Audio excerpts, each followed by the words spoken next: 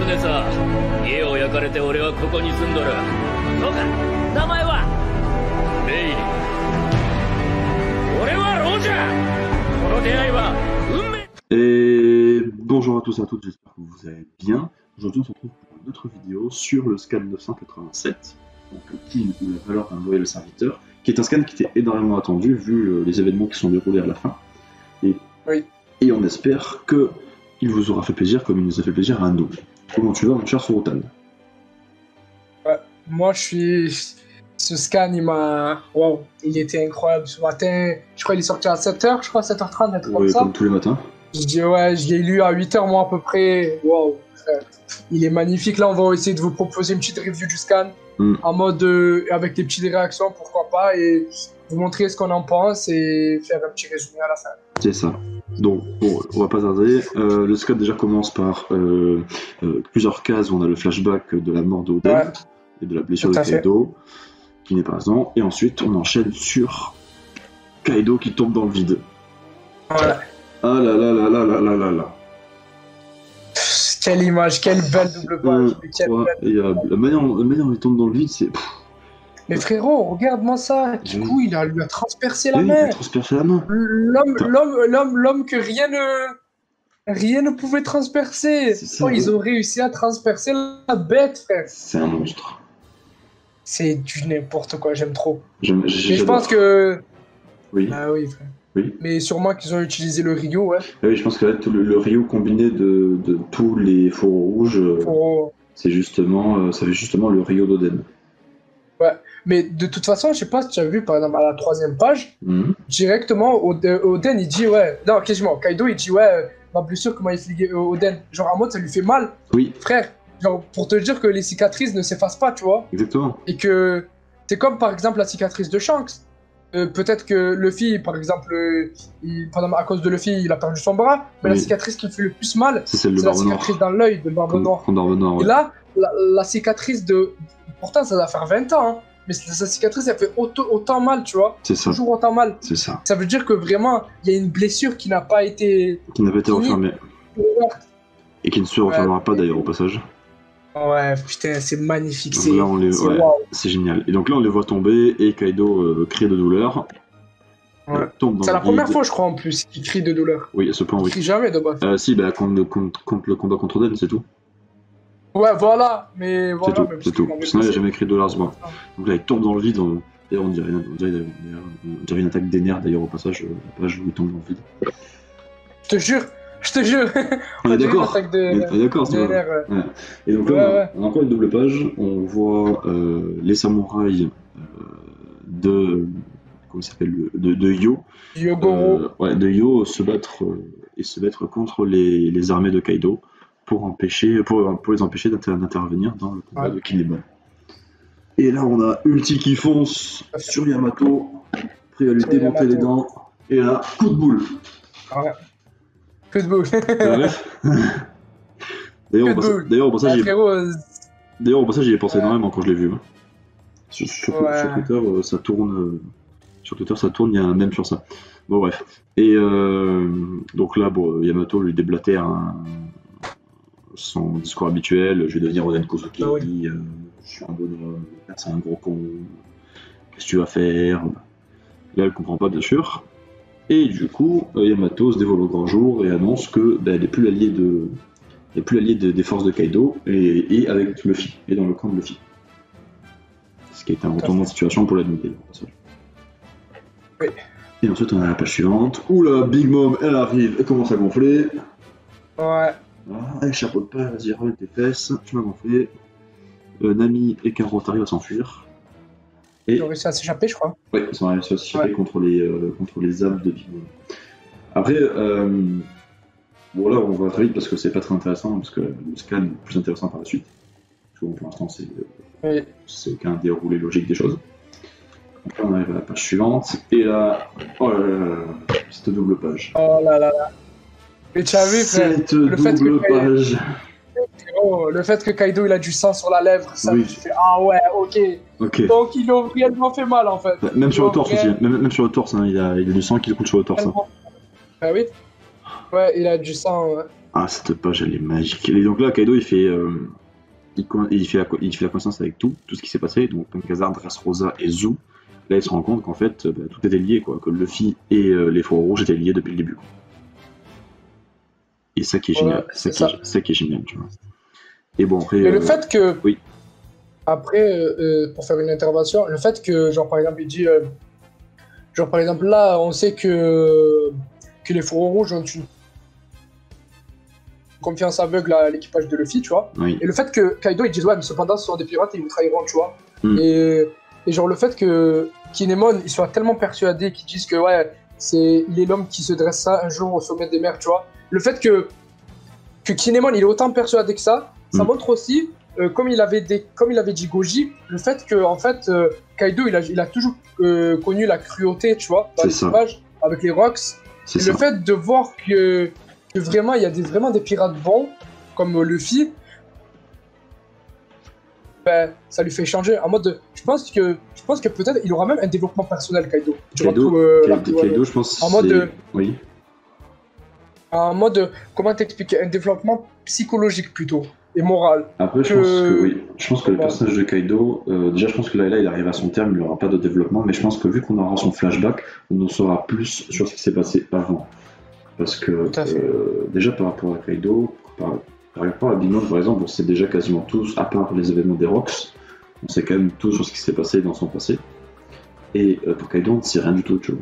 Vraiment, on ne sait rien du tout. On sait quoi de Kaido, rien du tout. Ouais. Et je pense qu'on va avoir un flashback à un moment, d'ailleurs je l'attends énormément ce flashback.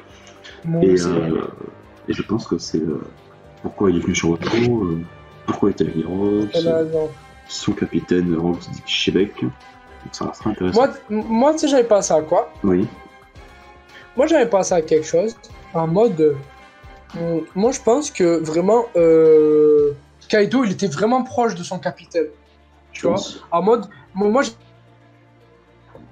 j'avais pensé à un truc comme ça. En mode. Il était vraiment attaché à Rocks, tu vois. Alors, je sais pas pourquoi, mais je sens un truc comme ça en mode. Il a vraiment une bonne relation avec Chebek. Et je pense même que c'est même Chebek qui lui en a parlé de Wano Kuni à Kaido. C'est possible, rien parce qu'on a aucun. Parce que, après, tu vois, moi je pense même vraiment que Chebek, ici, tout ce qui se passe avec la lettre, tout ce qui est en rapport avec Ludi, je pense que même lui, Chebek le connaît. Parce que le fait que Chebek soit indie, et le fait que ben, l'endroit où Kaido et le combat final soit sur Wano, tu vois, ça fait que ça déjà direct, bam, il y a déjà direct un lien avec avec les poneglyphes, les dits, tu vois. Et moi je pense vraiment que c'est ça. Moi je pense que avant de mourir, ou par exemple pendant qu'il était dans son équipage, vu que Chebek c'était un dit et qu'il connaissait la relation de Wano Kuni avec tout, moi je pense qu'il connaissait tout. Moi je pense que Chebek était, moi je pense qu'il connaissait. Je pense qu'il connaissait tout ce qui était. C'est possible. Après le problème c'est que je pense qu'on le verra dans le flashback, on n'a rien pour confirmer ça. Et on verra plus tard. Frérot, bah oui, bien sûr, on va voir un flashback. Maintenant, par rapport à Chebek, on n'a rien du tout. Oui, mais on c'est vrai que cette idée est intéressante et elle pourrait confirmer pas mal de choses. Donc là, donc Kaido fait son speech et tout. Kinemon on dit que ce sera Luffy qui nous aura le roi des pirates et que eux, ils ont une promesse à tenir envers Oden. La suivante. Tout à fait. Et là, donc là, Luffy avec ses grosses balls. Tout le monde, c'est la guerre totale. Je suis tous venus pour vous défoncer. Comment dire? Ce mec a des couronnes incroyables. J'ai vu ça. Mais même après, à la page suivante, le retournement de situation en mode quand par exemple le Queen il parle, il dit ah quel idiot alors, maître Queen. Des milliers d'intrus sont en train de les dans le château à l'arrière. Exactement. Genre vraiment. En fait, j'aime bien le développement de ce personnage. Le Queen, en mode, Queen est très bon. Il est trop bien développé. Il est trop bien développé. Il est très drôle comme personnage. Ouais. C'est un personnage qui a des très bonnes réactions, c'est génial. Oui, donc là, on voit les alliés venir. Et bon, alors déjà, au passage, la case où on voit l'eau, je pense qu'à gauche, c'est Hawkins. Hein. Oui, j'ai pensé à ça aussi. Ouais, je pense qu'à gauche, c'est Hawkins. Après, bon, Drake, on l'attend encore un peu, mais je pense que Drake, il va soit arriver avec la marine, soit il va faire une dinguerie, Drake. Après, le pire, le truc le plus what the fuck de cette cage. Cette page, de cette page, ouais, plutôt. Dans l'arrivée de Marco le Phoenix et Carlos Pedro. Mais quoi? Après, la question, c'est est-ce qu'ils arrivent en ennemi ou est-ce qu'ils arrivent en aide de circonstance? Non, moi je pense que. Moi, tu sais, j'ai pensé à quoi? J'ai pensé peut-être que Perospero, il va même. Je sais pas moi, il va parler avec Big Mom et il va lui dire de s'écarter un peu du combat, tu vois. Tu penses? En mode de. Je pense qu'ils vont laisser un peu plus le champ libre pour Kaido. Et je pense que vu que Perospero, c'est l'une des personnes que. Ben, elle écoute le plus, tu vois. Ouais, avec. Du coup, moi je. Ouais, avec. Katakuri. Le deuxième. Et Katakuri. Ouais, Katakuri. Parce que c'est les premiers nés, tu vois. C'est ça. Du coup, ça fait que. D'ailleurs, Perospero, c'est l'aîné au passage. Hein.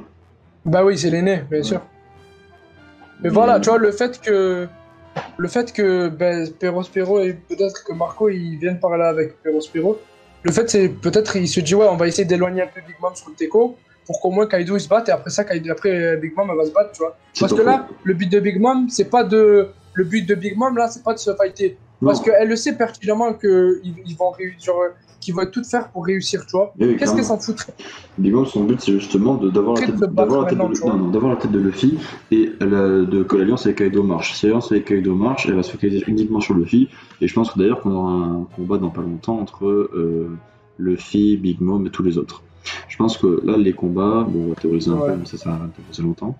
Je pense que ça va être les fourreaux rouges contre Kaido et on aura après Big Mom contre Luffy et les autres. Après, je pense que ça va changer. Ouais. Je pense que bon, on fera une autre vidéo sur ce qu'on pense de nos théories pour les combats, parce qu'il y a quand même énormément de choses à dire.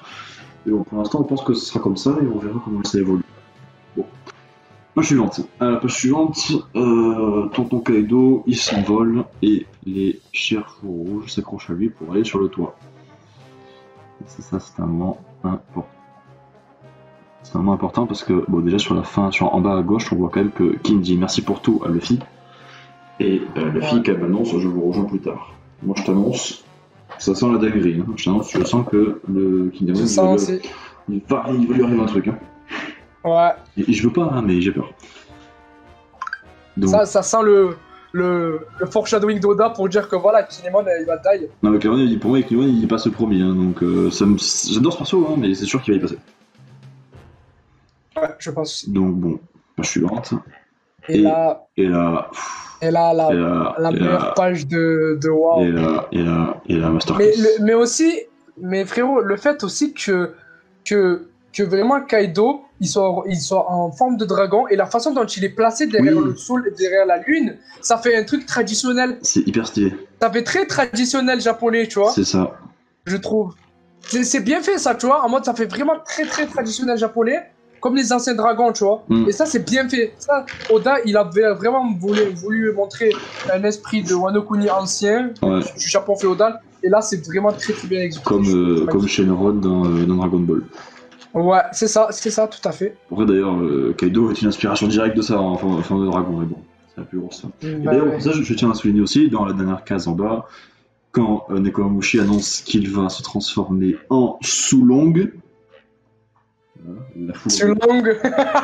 La foule en délire d'ailleurs au passage. J'ai vu ça tout à l'heure, j'étais fou. Je revenais pas, franchement j'étais trop content parce que ça fait depuis 4 ans. Mais en plus, mais frérot, c'est pas que ça, il y a toute la tribu des Minx. Là, ils vont tous se transformer un par un. Ça va être de la folie là. Ils vont faire une dinguerie. Il va se passer un truc. Ça va être malade, ça va être un truc de malade. Oh, que ce soit là, déjà les deux masterclass. Les deux rois des Minx qui vont se transformer.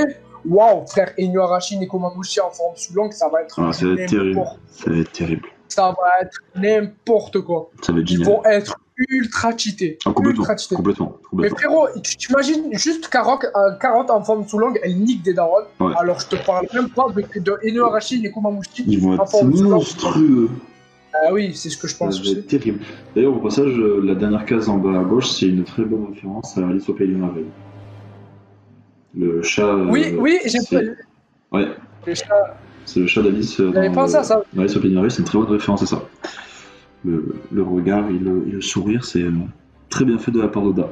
Mais oui, non, franchement, clairement, ce scan, c'était un très bon scan. Et bon, le prochain sort dans 2 semaines, donc on attend énormément de la suite.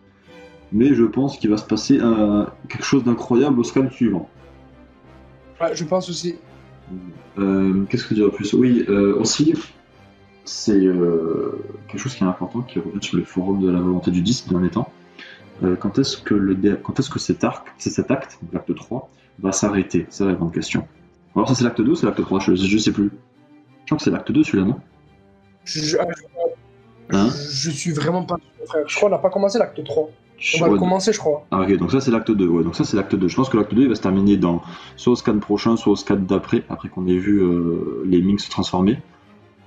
Mais je pense que le scan, l'acte il va bientôt s'arrêter et on va enchaîner sur peut-être un acte sur un scan de. Comment dire? Sur un scan de transition où on verra peut-être les révolutionnaires, peut-être, Sabot, on sait jamais.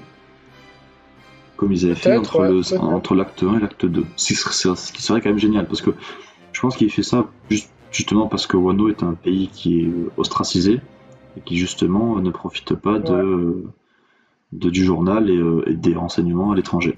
C'est peut-être pour ça que Oda a fait exprès de faire des actes. Après, ça fait aussi des références à des pièces de théâtre japonaises. Et bon, ça, j'y connais moins à ce niveau-là, du coup, je peux pas trop en parler. Mais oui, c'est une très bonne référence à ce niveau-là. Donc, oui. Par contre, là, la semaine prochaine, il n'y a pas de scan parce qu'il y a la pause du WS Jump. Ouais. Putain, ça casse un peu tout, mais c'est pas grave. Après, il faut se dire, on a eu plusieurs mois avec des scans une semaine sur deux. Là, ça fait deux fois qu'on a un scan d'affilée. Mais tu sais, frérot, je pense même qu'il y a moyen que Oda il nous cale le 1000e scan. Tu as vu la dernière semaine avant le nouvel an. Je pense même qu'il va le caler là-bas. Je sais pas pourquoi. Tu penses? Je pense qu'on va le caler là-bas. 987, je pense que Oda il va faire. Ça paraît compliqué, mais c'est possible. Ouais, il reste 13 scans, du coup 13 semaines. Ouais. Si tu comptes double, ça fait donc 26 semaines. Ouais, c'est faisable. C'est faisable, mais ouais, c'est faisable. Donc bon, on verra. Moi, si ça se passe à ce moment-là, je serai la personne la plus heureuse. Hein. Mais bon. Après, à Noël, un petit cadeau comme ça. C'est le meilleur cadeau de Noël. Hein. Et moi, je pense que c'est sûr, c'est cette année le scan. C'est sûr. Oui, là, le 1000 sera cette année de sûr. Après, ce sera à Noël ou pendant le Nouvel An. Ouais. On n'est pas sûr. Putain, mais quel enthousiasme, frérot. Mais après, on verra, de toute façon. On verra. Là, on est au 987.